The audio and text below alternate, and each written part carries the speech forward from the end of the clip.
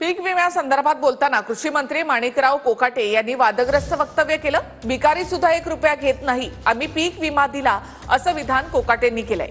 दरम्यान त्यांच्या विधानानंतर चांगलाच वाद निर्माण झालाय। कृषी मंत्री माणिकराव कोकाटे यांनी पीक विम्यासंदर्भात बोलताना एक वादग्रस्त विधान केलंय।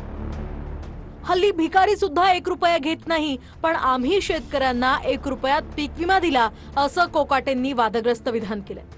तुम्ही मला साधा कसं सांगा, भिकारी सुद्धा 1 रुपया घेत नाही हो, आणि आम्ही 1 रुपयावर विमा देतो गव्हर्नमेंट, त्याचा गैरफायदा लोकांनी घेण्याचा प्रयत्न केला आणि अशा प्रकारचे गैरप्रकार की बाकीच्या राज्याच्या लोकांनी ऑनलाईन अर्ज दाखल केले, त्यामुळे अर्ज खूप साचले, खूप फोपावले।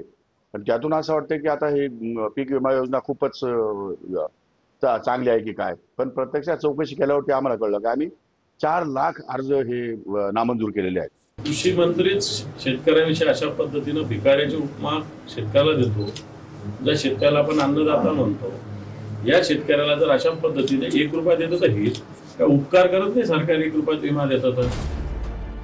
माणिकराव कोकाटेंच्या या विधानानंतर भाजपच्या प्रवीण दरेकरांनी त्यांना सल्ला दिलाय। दरम्यान लोकभावना दुखावली जाणार नाही याची काळजी घ्यावी अशी प्रतिक्रिया आनंद परांजपे यांनीही दिली।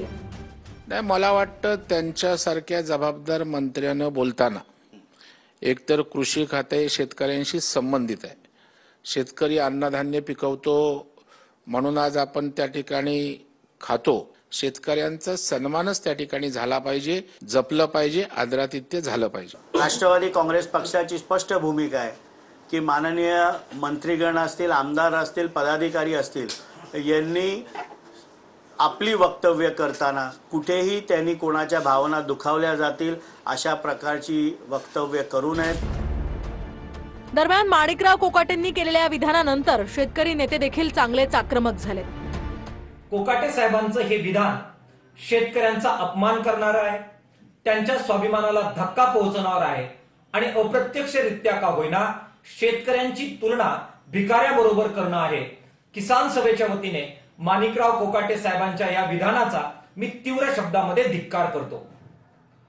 घामाचं दाम शेतकऱ्यांना दिलं असतं, त्यांची लूट थांबवली असती तर अशा दीनदमडीच्या योजनांची शेतकऱ्यांना कोणतीही गरज राहिली नसती। कोकाटे माणिकराव अत्यंत प्रगल्भ आणि सुशिक्षित आणि योग्य कृषी मंत्री आहे। कृषी म्हणून त्यांना प्रचंड मोठा अभ्यास आहे, तुमच्या माहिती करता पुढे कळेल तुम्हाला। त्यांनी बोलताना त्यांचा अर्थ वेगळा काढला असेल, पण माणिकराव कोकाटे कधी असंतोष बोलू शकत नाही। असं तर कुठं बोलल्याचं मी ऐकलेलं नाही। तुम्ही मंडळी कुठून काय आणते मलाच समजत नाही।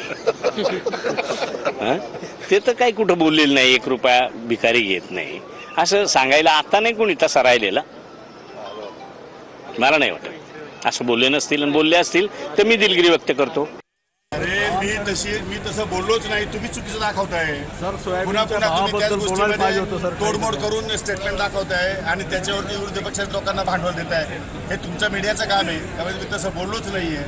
मी जे बोलायचं ते मी आता त्याचा खुलासा केला आहे, तुम्ही त्याच्यावर घ्या। दानवे म्हणाले की शेतकऱ्यांचेच ते पैसे मी बोललेलो नाही, त्याच्यामुळे ते शेतकऱ्याचे कामाचे पैसे आहे का नाही हे कुणी सांगण्याची आम्हाला आवश्यकता नाही। आम्हाला कळतं शेतकऱ्याचे पैसे आहे की नाही कामाचे, आम्हाला माहिती आहे ते।